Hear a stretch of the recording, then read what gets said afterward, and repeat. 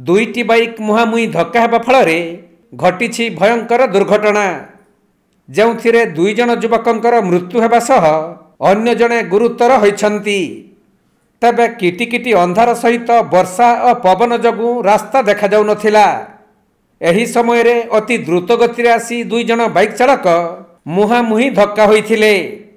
ଫଳରେ ଉଭୟ ବାଇକ୍ ଚାଳକ ଓ ଜଣେ ବାଇକ୍ ଆରୋହୀ ରାସ୍ତା ଉପରେ ଛିଟିକି ପଡ଼ି ଅତି ଗୁରୁତର ହୋଇଥିଲେ। କିନ୍ତୁ ପ୍ରବଳ ବର୍ଷା ପବନ କାରଣରୁ ସେହି ରାସ୍ତା ଦେଇ କେହି ନ ଯିବାରୁ ଏହି ଦୁର୍ଘଟଣା ସମ୍ପର୍କରେ ଜଣାପଡ଼ିନଥିଲା। ଦୀର୍ଘ ସମୟ ସେମାନେ ଅତି ଗୁରୁତର ଅବସ୍ଥାରେ ରାସ୍ତାରେ ପଡ଼ି ରହିବା ପରେ ଦୁଇ ଜଣ ବାଇକ୍ ଚାଳକଙ୍କର ଘଟଣାସ୍ଥଳରେ ହିଁ ମୃତ୍ୟୁ ହୋଇଥିଲା। କିଛି ସମୟ ପରେ ସ୍ଥାନୀୟ ଲୋକମାନେ ଏହି ଦୁର୍ଘଟଣା ସମ୍ପର୍କରେ ଜାଣିପାରି ତିନି ଜଣଙ୍କୁ ଉଦ୍ଧାର କରି ଆମ୍ବୁଲାନ୍ସ ଯୋଗେ ମେଡିକାଲକୁ ନେଇ ଯାଇଥିଲେ ବି ସେଠାରେ ଡାକ୍ତର ଉଭୟ ବାଇକ୍ ଚାଳକଙ୍କୁ ମୃତ ଘୋଷଣା କରିଥିଲେ।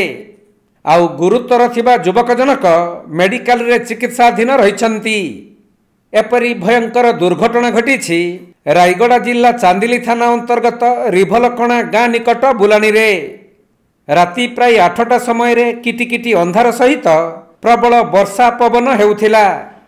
तेणु सठिक भाव में रास्ता देखि न पारी अति द्रुत गति आसुथबा दुई जण बाइक चालक मुहांमुही धक्का होइथिले।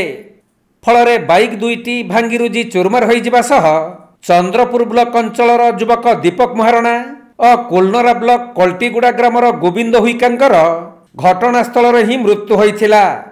आउ मंटू माल विषयी नामक अन्य जन युवक अति गुरुतर अवस्था रास्तार पड़ी रही। परे वर्षा पवन कमी जिबारु स्थानीय लोक माने एही दुर्घटना संपर्क में जानिबाकु पाई तीन जन को उद्धार करी आम्बुलेंस जुगे रायगड़ा जिला मुख्य चिकित्सालय को पठाइथिले। तेणु मृत दुई बाइक चालक युवकंकर शव व्यवच्छेद करा जाई पुलिस तांको परिवार वर्ग को हस्तांतर करिसंती।